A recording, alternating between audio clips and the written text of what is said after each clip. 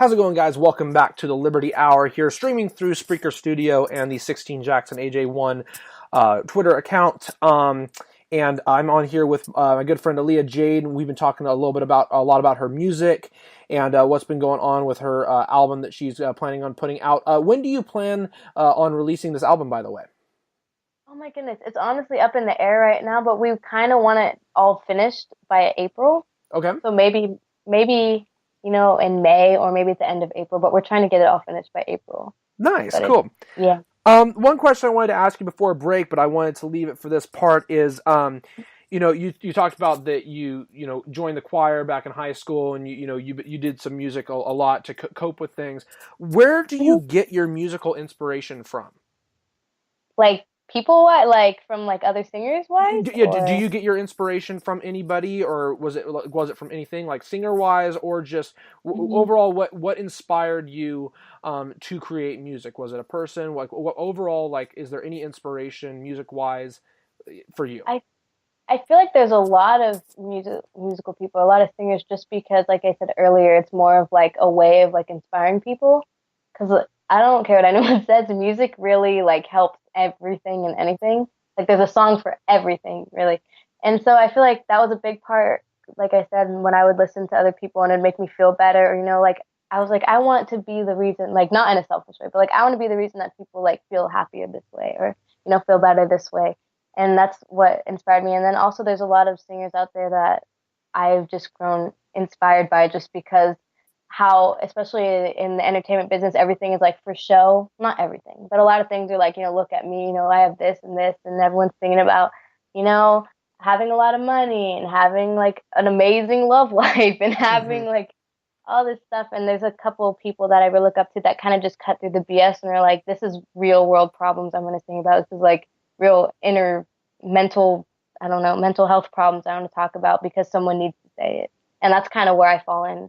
Like, I'm like, I don't wear makeup. I don't really dress up very often. I don't have a lot of money. I still have like personal issues and all this stuff. And I kind of just want to like cut through all the noise and just like sing something that'll really speak to people, like that anyone can relate to, whether they have a lot of Hmm. money or not, kind of thing. So yeah. Who are some artists that you would say that you either look up to personally or that you listen to a lot? Who are like some of your favorite artists?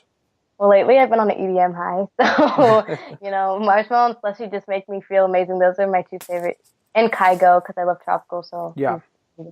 but there's a girl named Alessia Cara that I really like, that I see a lot. Like she, I kind of, I don't, because there's a difference between like copying someone and being inspired by someone. I don't Hmm. really copy anybody, but she makes me feel very like understood Hmm. because of the way she is. Like she doesn't wear makeup either, and she kind of just she writes her own stuff, and she like records her own stuff, so it's very personal, and I really like that about her.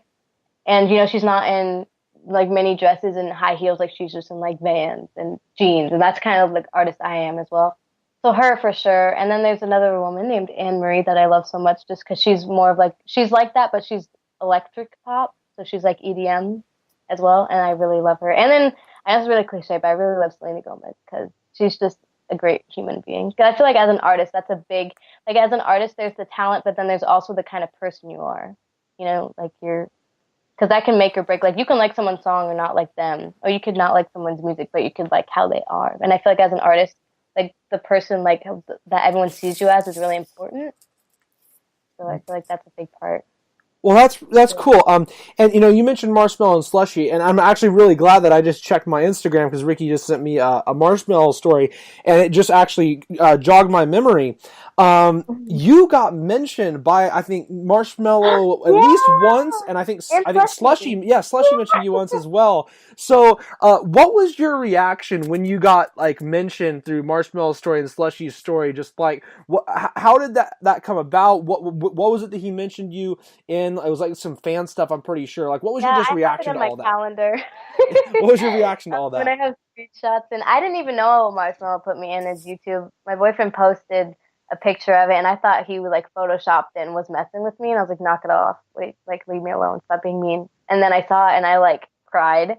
It was because I didn't know that that was a thing. I didn't know he had this whole fan thing going on. I just posted because I just got new Marshmallow merch and I was excited, so I just posted a picture and then I tagged him in it, you know. And then the next thing I know, the next day I'm in a video and I'm like, oh my goodness, like that's me. How did that happen? I didn't even know. Because then in my mind, being as extra as I am, I'm like, he screenshotted it. So it was in his phone for a good moment.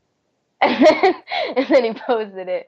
So that was cool. And then Slushy as well, when I saw that, I was also emotional because I was just really getting into him. So like it just popped up on my phone that he mentioned me in a story, and I dropped my phone on the ground. So, and I have a little crack, but it doesn't matter because it reminds me of what happened. But yeah, it was just really amazing. Slushy mentioned me because I was shouting out his album or like my favorite song on his album and saying like how inspirational it was. So That's that made my crazy. That's pretty awesome. day. And speaking of Slushy, and let's see, I don't think that Davis won, but I know that they were in the running for the Up and Up Festival. So back in 2016, Alan Walker, thank you UC Davis for pre-ordering the crap out of that, because Alan Walker ended up coming to Ace of Spades, and me, Ricky, and Daniel got to go check that out, which was an amazing concert.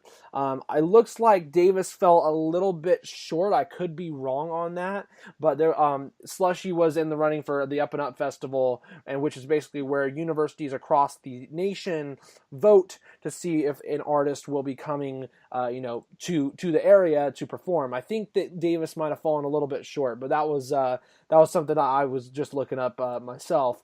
I had one last question before you get going. That has to do with record labels, because you would tell me, you have to go Oh yeah. everything has to go through record labels and everything. A big issue in music that I hear about a lot when I'm looking up stuff is a record label owning a person, because when it comes to contracts and stuff like that, and Hmm. a person basically, I don't want to use this word, but in some cases being a slave to the record company. Yep. And so I wanted to ask you, because being that you're in, not necessarily the music industry yet, but you will be, because you're great. Is So you might know more about this issue than I do. What is something that you can do, that any artist can do, to avoid that being the case, and how prevalent is that a problem to your knowledge? Well, first of all, you have to read the contract because they don't put the tedious things in big fine print all the time.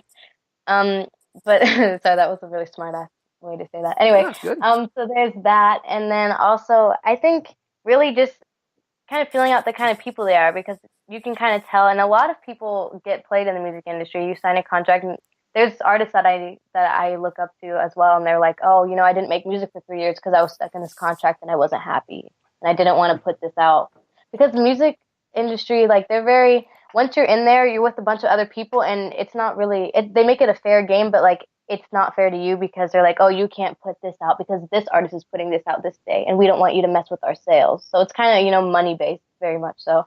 It's another reason that I'm not really like, I would be fine just being my own record label, just producing things myself, which is why I learned to Independent, produce. yeah. Yeah, so I can, do whatever I want and all that.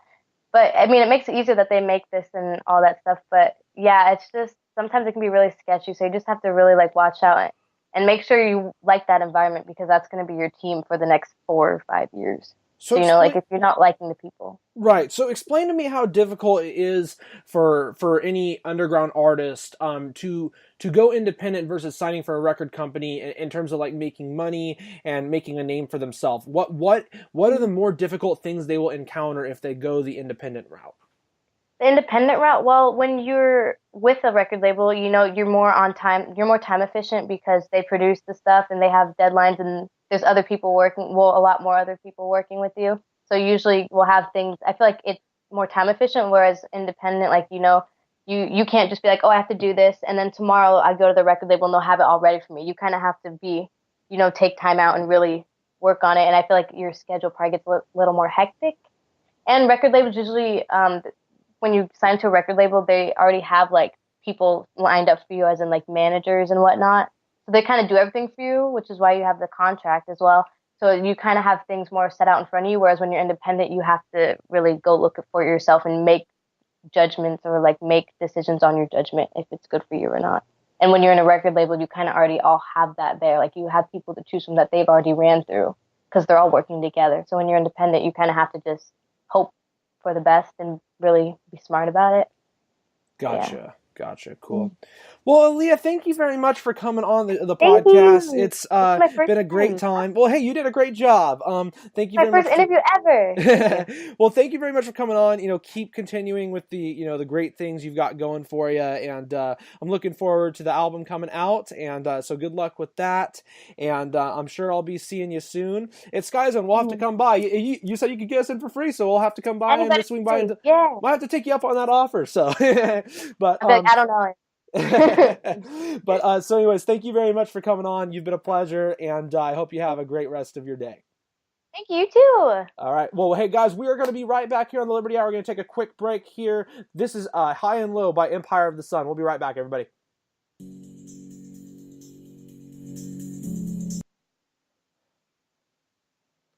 All right, cool. Thank you so much. I appreciate it. Of course. Yeah. Yeah, thank you very much for coming on. I much appreciate it. That was very good. I had a great time. So, I know, so I'm going on vacation Sunday through Wednesday, but I was going to say when I come back, when do you get your schedules for each week? Do you get it like...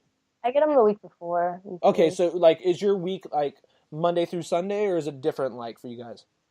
Yeah, it's Monday through Sunday. I already know next week's schedule. Okay, do you work Thursday at all? No.